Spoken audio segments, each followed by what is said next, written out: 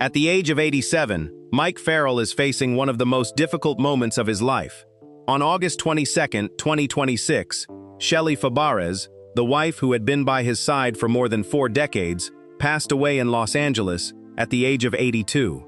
To millions of viewers, Farrell is still B.J. Hunnicutt from MASH. The army doctor who was always longing for home and for the wife waiting for him to return. But in real life, after more than half a century of fame, Mike is now the one who must find a way to move forward without his life partner by his side. And that is why the story of Mike Farrell today carries an entirely different meaning. Before MASH, he spent years struggling to get Hollywood to notice him. When the biggest opportunity of his career finally arrived, he had to step into an already successful cast without knowing whether audiences would accept him. Behind that spotlight was a far less known private life, marked by changes, challenges, and losses that stretched across many decades. How did Mike Farrell become an indispensable part of MASH? And what shaped the man who, at 87, is now facing the greatest loss of his life? Mike Farrell was born on February 6, 1939, in St. Paul, Minnesota, under the full name Michael Joseph Farrell, Jr. But most of his childhood was not spent in Minnesota. When Mike was about 2 years old, his family moved to Hollywood, bringing him close to the center of the American film industry from a very early age. However, this was not the Hollywood of movie premieres, luxurious hotels, or stars stepping out of limousines. The Farrell family did not belong to that world.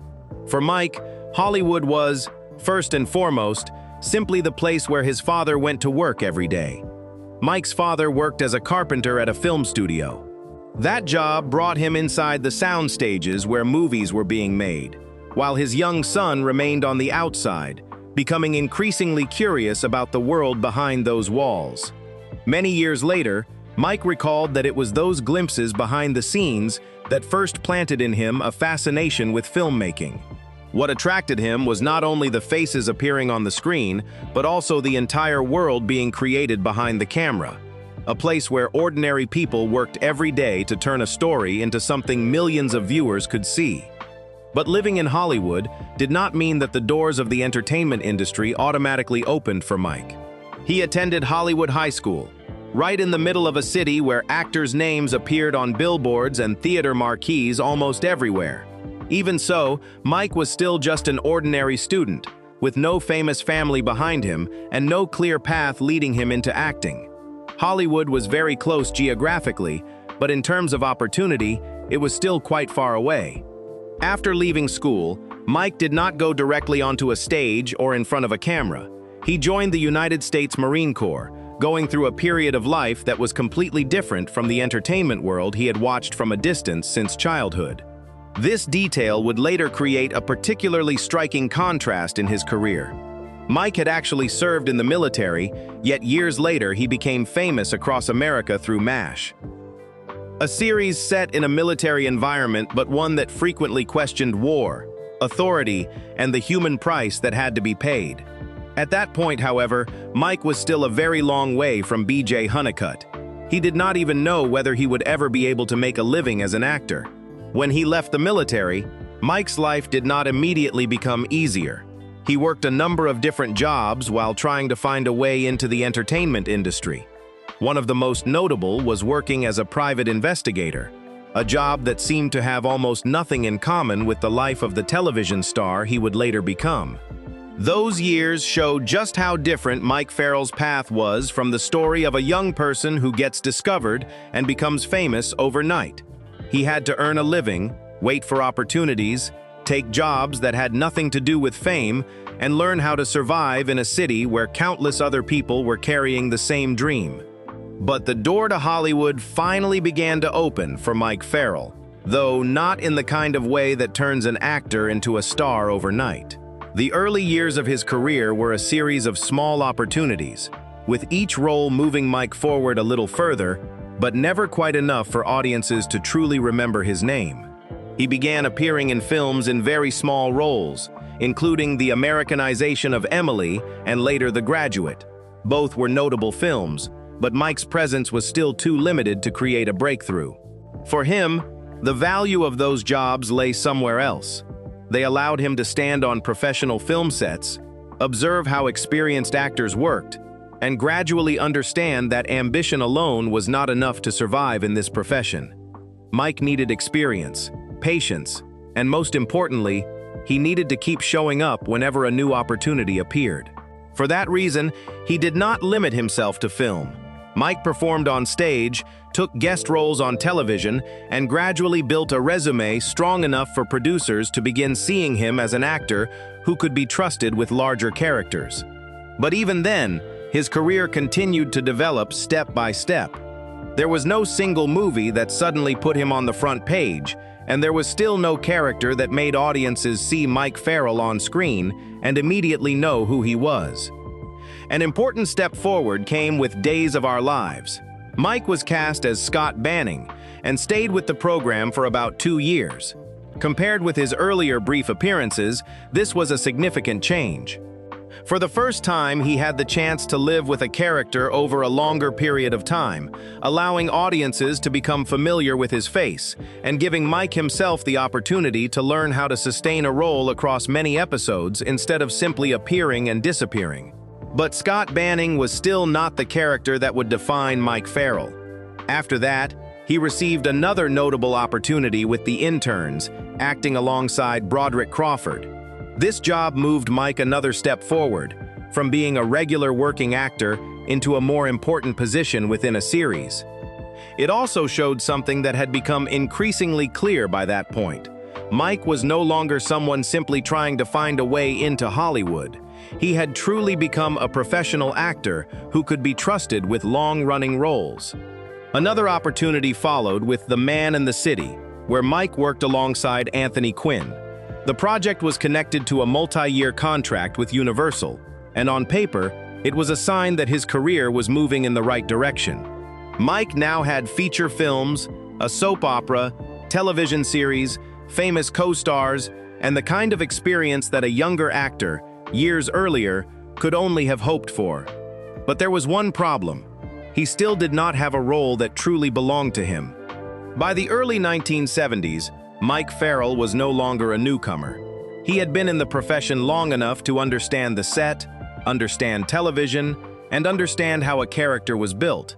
But if his career had stopped there, his name might have remained only one among the long list of actors who built steady careers without ever truly becoming part of the public's memory. Mike needed a character that, when audiences saw him, would make them remember not only the show, but Mike himself. And that opportunity arrived in a way Mike could not control. In 1975, an actor left one of the most successful television shows in America. His departure left a very large gap in the cast, and the person chosen to step into that gap was Mike Farrell. It was the biggest opportunity he had ever been given, but it was also the first time that, if he failed, millions of viewers could see it all at once. In 1975, the biggest opportunity of Mike Farrell's career arrived in a way that almost any actor would both hope for and fear. MASH was already a successful show by then, with characters audiences had grown to love and a cast that had been working together for 3 seasons. But Wayne Rogers, who played Trapper John McIntyre, decided to leave the series. Trapper was not simply a supporting character. He was Hawkeye Pierce's closest friend and part of the comic and emotional rhythm that had helped MASH find its identity. When Rogers left, the gap he left behind was enormous. The producers did not take the simplest approach of finding another actor to continue playing Trapper. Instead, they created an entirely new character, Captain B.J. Hunnicutt. And the person chosen to step into that position was Mike Farrell. On paper, this was the breakthrough Mike had been waiting for throughout all those years. But the reality was far more intimidating. He was not joining a show that was still trying to build its reputation. He was stepping into a series that already had a loyal audience, established relationships, and a predecessor viewers had become familiar with. If BJ was not accepted, the failure would not happen quietly. Millions of people would see it. Mike understood that very clearly. In later recollections, he did not hide the anxiety he felt when he first joined MASH. He knew he was replacing someone audiences loved, but he also understood that if he tried to imitate Wayne Rogers, BJ would never have a chance to exist as a character in his own right. Fortunately for Mike, the producers did not want to create a second Trapper John either. BJ Hunnicutt was written very differently. He was still a talented doctor, still funny, and still willing to resist the absurdities of war. But BJ's private life gave the character an entirely different emotional weight. He was married. He had a young daughter, and while Hawkeye often used rebellion, women, and jokes to fight back against the madness around him, part of BJ's mind was always turned toward his home in America, where the wife and child he missed every day were waiting. Letters from home, stories about Peg, his longing for his daughter, and the helplessness he felt because he could not be with his family, quickly gave BJ an emotional life of his own. He was no longer simply the man brought in to fill the space left by Trapper. Gradually, audiences began to see BJ as BJ himself. And even more important was Mike Farrell's relationship with Alan Alda. On screen, Hawkeye and BJ quickly developed a natural rhythm. They could tease each other in one moment, then immediately afterward face surgeries, death, and the exhaustion brought by war together. Off-screen, Mike and Alda also developed a close professional relationship. Neither man wanted simply to stand in front of the camera and deliver the lines they had been given. They cared about how the characters were written, why a character behaved in a certain way, and whether a story remained true to the spirit of the person they were portraying. Because of that, they sometimes disagreed. One of the clearest examples appeared in the episode Preventive Medicine. In the original version of the story, Hawkeye and BJ take part in an extremely drastic act. They plan to perform a medical procedure that is not actually necessary on an officer in order to prevent him from returning to the battlefield and continuing to send soldiers into dangerous missions. For Hawkeye, a man who was often willing to break the rules if he believed he was resisting a greater immorality, such an action could be explained. But Mike saw BJ differently. He believed BJ could hate the war. He could hate officers who were willing to sacrifice other people. But BJ was a doctor, and Mike did not believe the character would deliberately violate the body of a healthy patient simply to achieve another goal. To Mike, if BJ did that, the character would be crossing a moral line he had never crossed before. Alan Alda saw the story differently, so the two men argued. What matters here is not that Mike Farrell confronted Alan Alda, nor was it a battle of egos between two stars. What mattered was that Mike had begun to see BJ as a fully realized human being whose consistency he was willing to defend, even if doing so meant arguing with the most influential person on the series. In the end, the disagreement did not damage the relationship between the two men. On the contrary, it revealed something very important about the creative culture of MASH. Disagreement could be used to make a story better instead of turning into personal hostility, and this was also the point when it became easy to see just how much Mike Farrell's position had changed. He came to MASH as the newcomer, but he did not remain there forever as the man who replaced Wayne Rogers. With each passing season, Mike gained more influence within the show. He did not just play BJ, he also became involved in writing, directed several episodes, and received nominations for his work. That showed just how completely his position within the series had changed. Mike was no longer simply being handed a character. He had become part of the process of shaping the world of MASH itself. At the same time, BJ and Hawkeye also became one of the most important friendships in the series. They drank together, played pranks together, and mocked ridiculous orders together.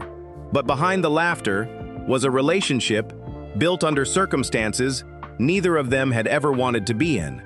They watched wounded soldiers being brought in constantly. They lost patience. They saw friends leave. There were times when they clashed, felt disappointed in each other, and became angry with one another. But when everything became its worst, each man was often still the person the other turned to.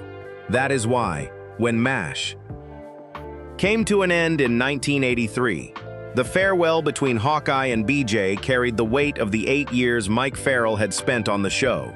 In Goodbye, Farewell, and Amen, Hawkeye wants BJ to say goodbye to him, but BJ keeps avoiding it. That reaction fits a character who does not want to admit that a very important part of his life is coming to an end. Then Hawkeye gets on the helicopter. As the aircraft lifts off, he looks down. On the ground is a single word that BJ has arranged with large stones: goodbye. It is one of the images that has remained longest in viewers' memories of MASH. And it also marked something Mike Farrell probably could not have imagined when he first walked onto the set in 1975. The man who had once worried that audiences might not accept him had now become an indispensable part of the entire series' final goodbye. But that success also created a new problem. BJ Hunnicutt had become too closely identified with Mike Farrell.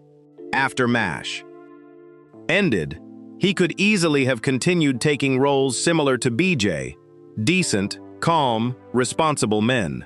But Mike did not want to spend the rest of his career simply repeating the role that had made him famous. So he turned down some opportunities that risked turning him into another version of BJ and continued searching for different kinds of work. He appeared in many film and television projects, but it was not until the late 1990s that he found another long-running role strong enough to help audiences see him outside of MASH. In Providence, Mike played Jim Hansen, a father whose life and problems were very different from BJ's. The series ran for 5 seasons, proving that even at a point far removed from the golden years of MASH, Farrell could still hold a regular television role. He also expanded his work behind the camera. Together with Marvin Minoff, Mike founded Farrell/Minoff Productions and became involved in developing a number of projects. Among them were Dominic and Eugene, television films, and most notably Patch Adams with Robin Williams.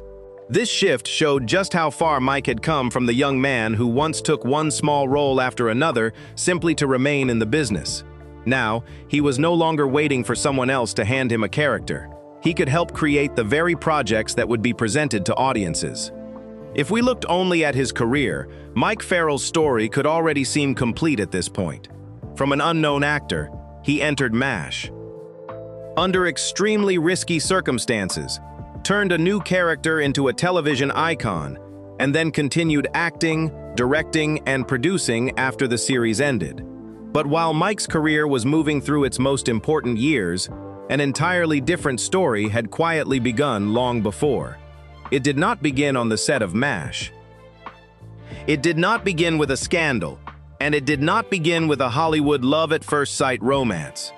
The woman at the center of that story had actually entered Mike's world many years earlier. At the time, they were simply 2 actors who occasionally crossed paths, greeted each other, and then went on with their separate lives.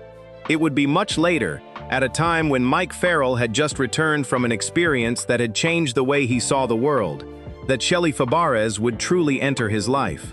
If Mike Farrell's career finally found stability through MASH, his private life was entering a far more complicated period.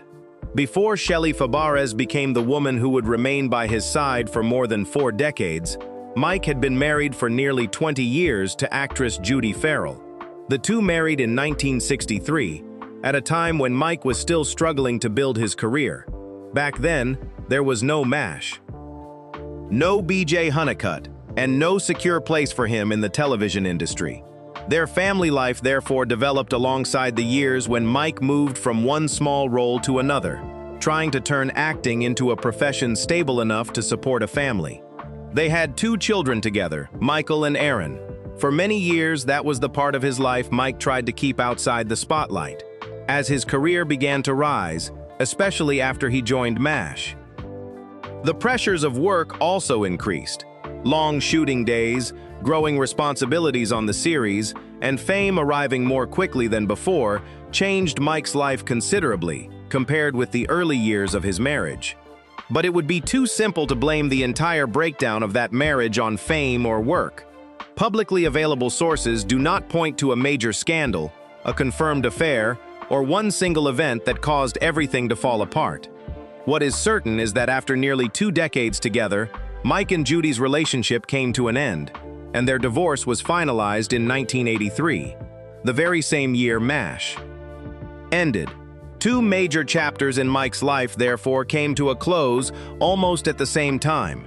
One was the program that had turned him into one of the most recognizable faces on American television. The other was the marriage that had been with him since before that fame even existed. For Mike, this was not simply about walking away from a marriage. He was still the father of Michael and Aaron, and any separation involving children brings with it things that cannot be resolved by a divorce paper alone. Later, when Mike's new family took shape, Shelley herself acknowledged that the process had not been simple for the children. For the two of them to feel that they still had safe homes and adults who genuinely cared about them, it took a great deal of time, patience, and adjustment from everyone involved.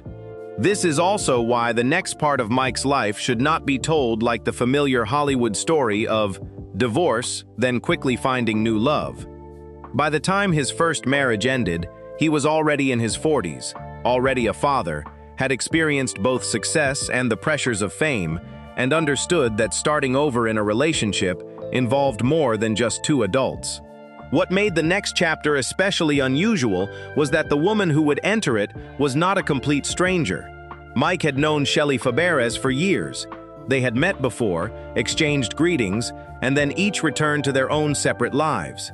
For a long time, there was nothing to suggest that those two names would eventually become linked for most of the rest of Mike's life.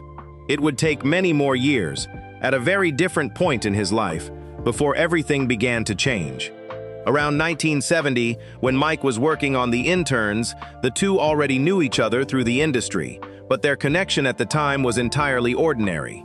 They would appear at some of the same events, happen to run into each other, exchange a few words, and then each go back to their own work and private lives.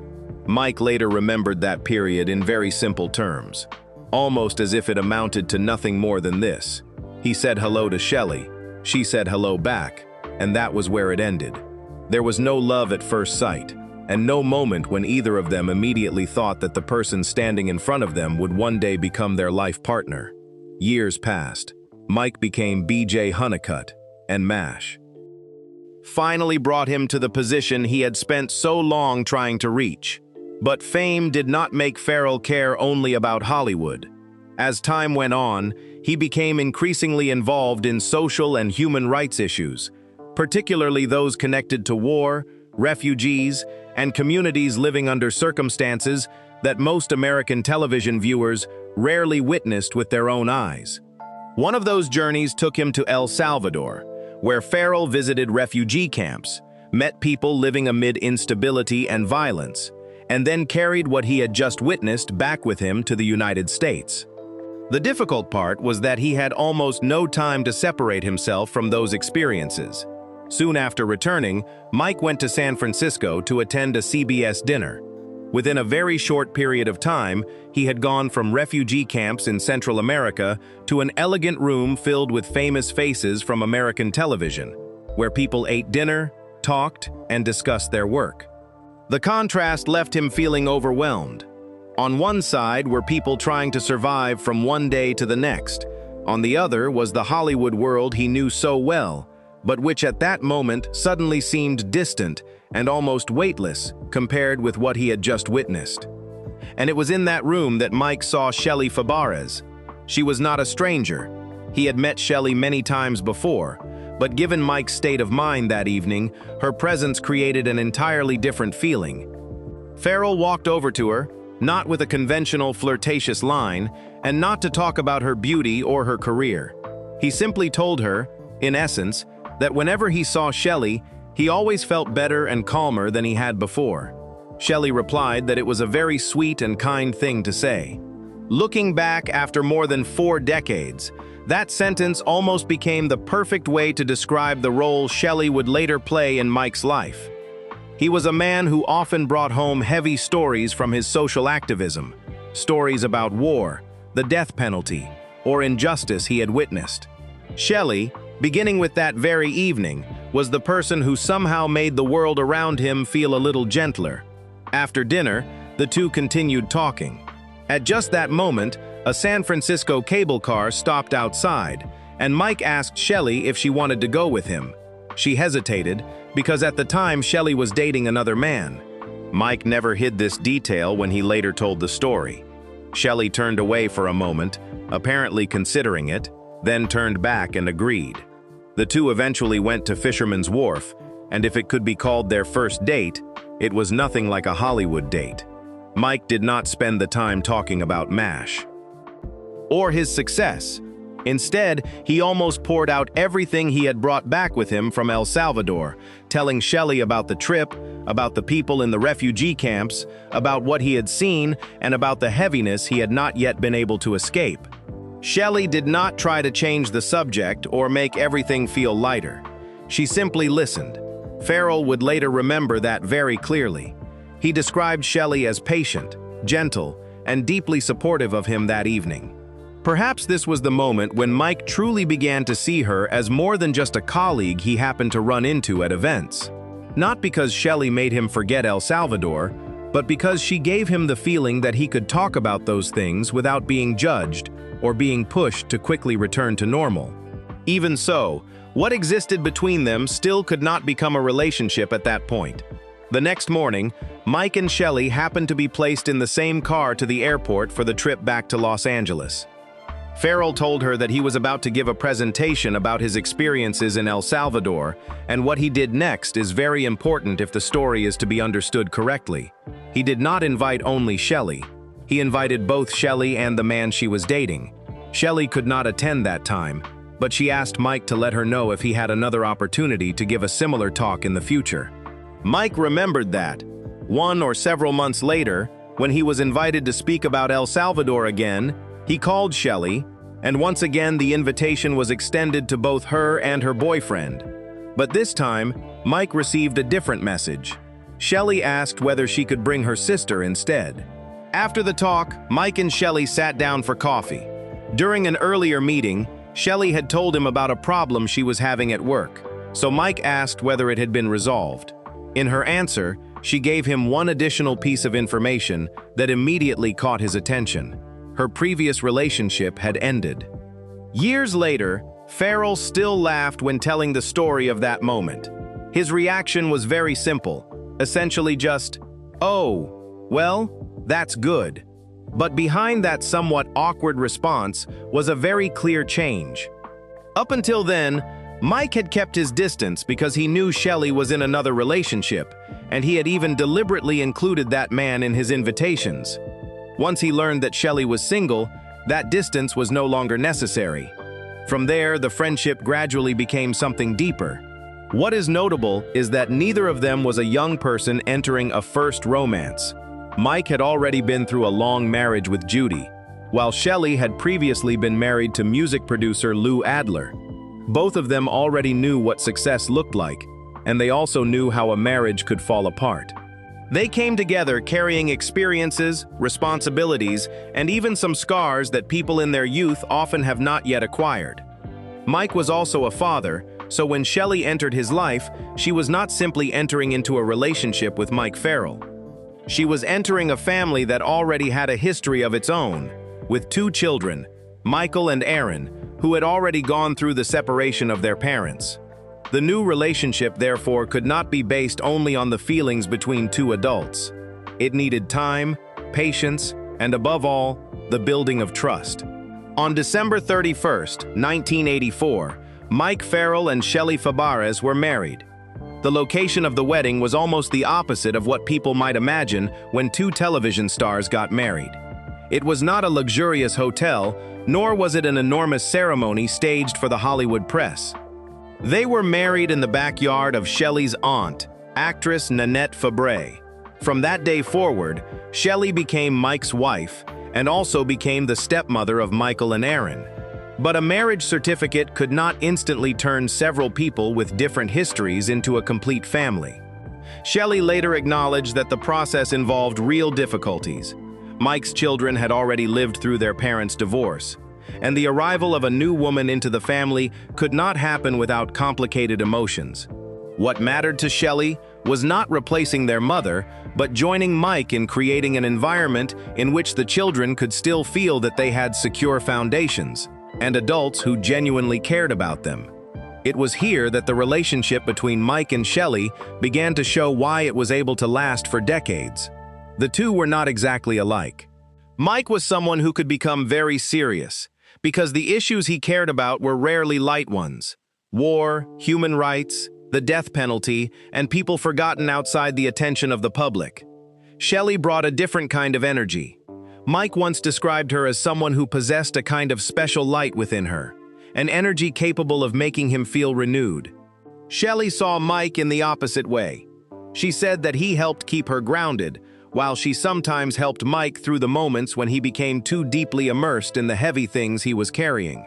If that balance had to be reduced to a single sentence, perhaps it would be this: Mike helped Shelley stay grounded, while Shelley helped Mike feel lighter.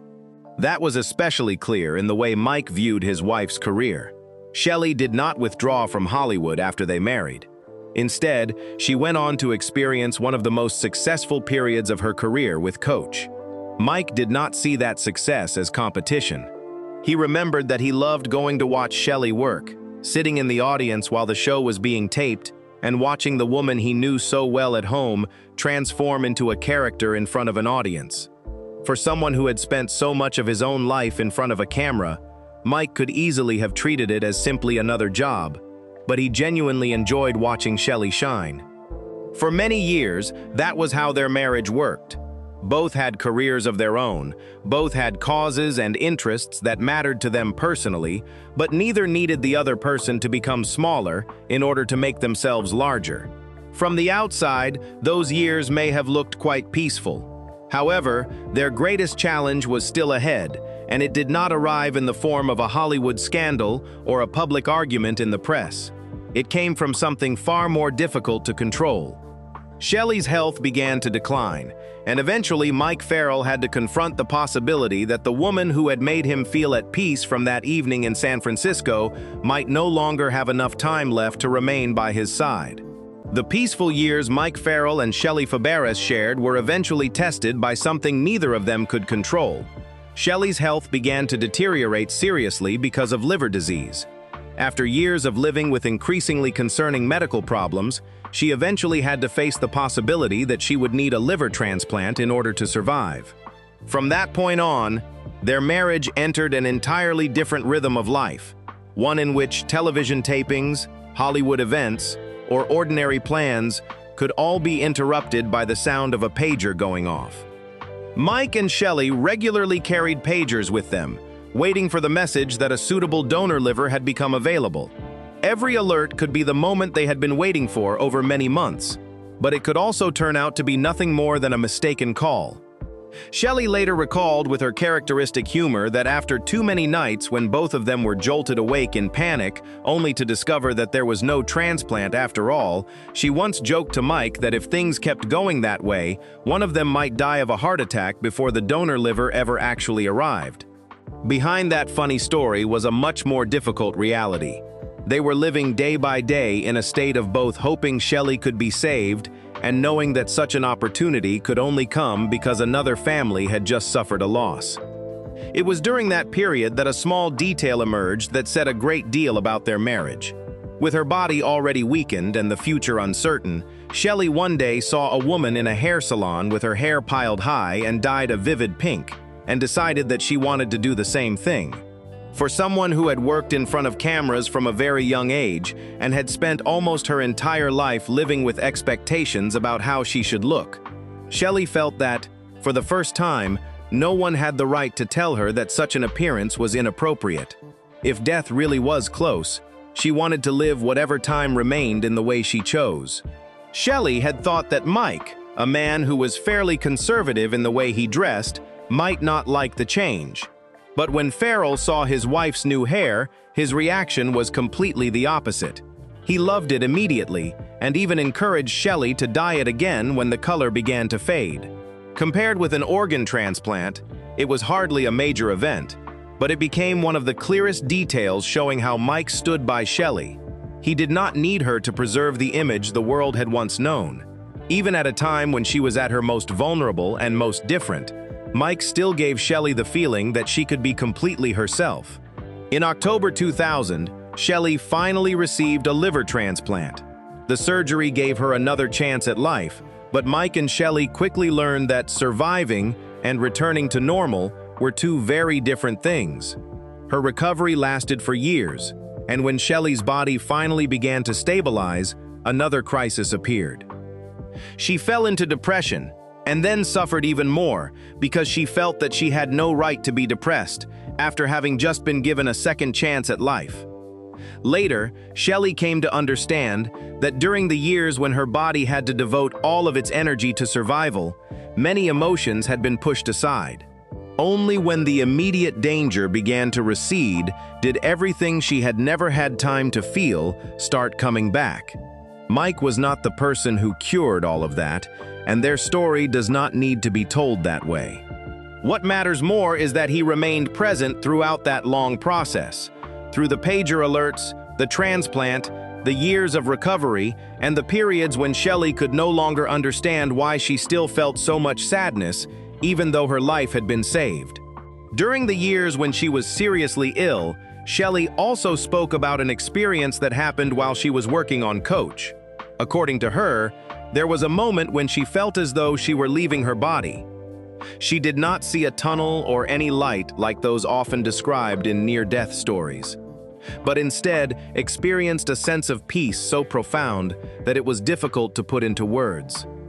What makes that story especially meaningful is not that Shelley tried to prove what had happened to her, but what came into her mind at the moment when she believed she might not return. One of the things that saddened her most was Mike Farrell. Shelley remembered that she simply wanted more time to thank her husband and tell him one more time that she loved him. Then the experience ended, she returned to life, and she carried the memory of that peaceful feeling with her for many years afterward. It also made the fear of death, something Shelley had carried with her since she was very young, feel less overwhelming.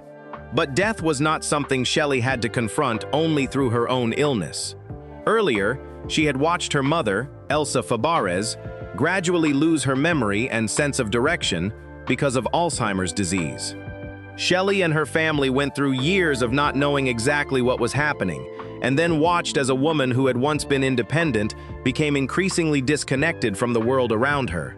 At one point, doctors warned that if Elsa did not begin eating again, the family would have to make a decision about the use of a feeding tube. Shelley sat beside her mother's bed and spoke to her as though Elsa could still understand every word.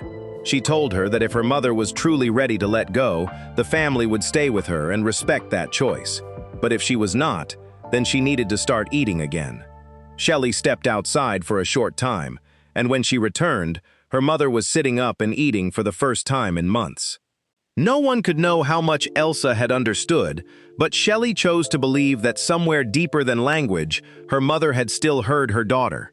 After her mother's death, Shelley spent many years working with the Alzheimer's Association, turning a deeply personal loss into work that helped other families. And when Mike and Shelley's marriage is viewed from this point, the years they spent together were clearly measured by far more than awards ceremonies or successful television shows. Together, they went through caring for parents, illness, organ transplantation, depression, and moments when they had to think seriously about death. Those experiences gave their more than 4 decades together a weight very different from a Hollywood love story told only through red carpet photographs. Mike Farrell was also never someone primarily known for scandals in his private life. The controversies around him mostly came from the causes he publicly chose to defend. His relationship with Alan Alda included disagreements over scripts, but not a feud. The story of Mike becoming closer to Shelley while she was still dating someone else was not a secret affair either, because he himself had invited both Shelley and her boyfriend to attend his talks. The real confrontations in Farrell's life were mostly outside Hollywood. His opposition to the death penalty, his anti-war positions, his human rights activism, and his willingness to use his fame to speak out on issues that could divide public opinion. By April 2026, Mike Farrell was 87 years old. When he appeared on Still Here Hollywood, he was still able to look back on MASH. Alan Alda, his career, and his social activism with the perspective of someone who had lived long enough to understand what still truly mattered. But when the conversation turned to Shelley, Mike's tone made it clear that even after more than 4 decades of marriage, she had never become a part of his life that he simply took for granted. He spoke about the early days when they first grew closer, talked about family, and described the things that brought him joy. When that interview took place, Shelley was still alive, and there was no reason for anyone listening to imagine that only a few months later, the stories Mike had just told would be heard again as the memories of a husband who had just lost his wife. 4 months later, on August 22, 2026, Shelley Fabares passed away in Los Angeles at the age of 82, surrounded by loved ones. In the family's statement, she was remembered not only as the star of The Donna Reed Show, the singer of Johnny Angel, or the actress from Coach. They remembered Shelley as a devoted wife, stepmother, sister, relative, and loyal friend. Someone who had the ability to make the people around her feel welcomed, valued, and cared for. For Mike Farrell, that loss brought to a close a relationship that had occupied most of his adult life. From a colleague he only occasionally greeted in the early years, Shelley became the person who sat and listened as Mike spoke about El Salvador when he still could not free himself from what he had just witnessed. Then she became the wife with whom he built a family, endured the years of waiting for a transplant, the middle-of-the-night alerts, a head of pink hair, and the periods when the future became uncertain. And only here does the story Shelley had told many years earlier take on a different meaning. During the experience when she felt as though she were leaving her body, Shelley once said that what she regretted was not being able to thank Mike and tell him one more time that she loved him. That time, she came back, and the two of them were given many more years together. August 22, 2026 was different. This time, Shelley did not come back. And the man who had entered her life more than 4 decades earlier now has to step into an entirely new chapter of his own, without Shelley by his side. Mike Farrell will probably always be remembered first and foremost as B.J. Hunnicutt, but what remained after MASH was more than just one famous role. More importantly, he proved that he could enter an already successful show, create a character with an identity of his own, and gradually become part of the series' creative process itself, from acting to writing, directing, and producing. After MASH, Farrell also chose not to live entirely on the glory of the past. He spent decades using his public position to speak out on human rights, refugees, prison reform, and especially opposition to the death penalty, even when those positions could be controversial. For that reason, Mike Farrell's legacy lies not only in what he did in front of the camera, but also in the way he used his fame to defend what he believed was right. That is also why the image of Mike Farrell ultimately extends beyond B.J. Hunnicutt, a beloved actor, but also a man who did not want fame to end with simply being remembered. Before this loss, Mike Farrell had not withdrawn from public life. In 2026, he was still appearing in interviews, sharing memories of MASH. Talking about Alan Alda, looking back on his career, and discussing the social causes that had followed him for decades. But August 22 completely changed his personal circumstances. At the age of 87, Mike has just lost the wife who had been beside him for more than 40 years. These are only the first days of a very different life, and there is no basis yet to speculate about how he will live or how he may continue appearing in public. What is certain is only that the family is grieving, while also expressing gratitude for the years they were able to have with Shelley. So Mike Farrell today is not simply a television star who has reached the age of 87. He is entering the first chapter of his adult life in which Shelley Fabares is no longer by his side. This video may end here, but Mike Farrell's story has not truly come to a close. After more than half a century of roles, career choices, the causes he persistently defended, and more than 40 years with Shelley Fabares beside him, Mike is now entering a part of life that even he does not yet know how it will be written. Audiences will always remember him as B.J. Hunnicutt from MASH. But behind that character is a man who spent his entire life trying to find his place, standing up for what he believed was right, and building a marriage that lasted long enough to become an inseparable part of who he was. Shelley is gone, but the years they shared together did not disappear with her. At the age of 87, Mike Farrell is still here, and perhaps that is what makes this story impossible to end with a final period. Only that from this point forward, he will have to continue writing the rest of it without the woman who walked beside him for more than 4 decades. If you ever loved Mike Farrell in MASH, or if the story of him and Shelley Fabares reminds you of someone special in your own life, share your thoughts in the comments. Don't forget to share this video with others who also love classic television, and subscribe to the channel so you can continue joining us as we look back at the people, the stories, and the memories that continue to live on long after the glow of Hollywood has faded.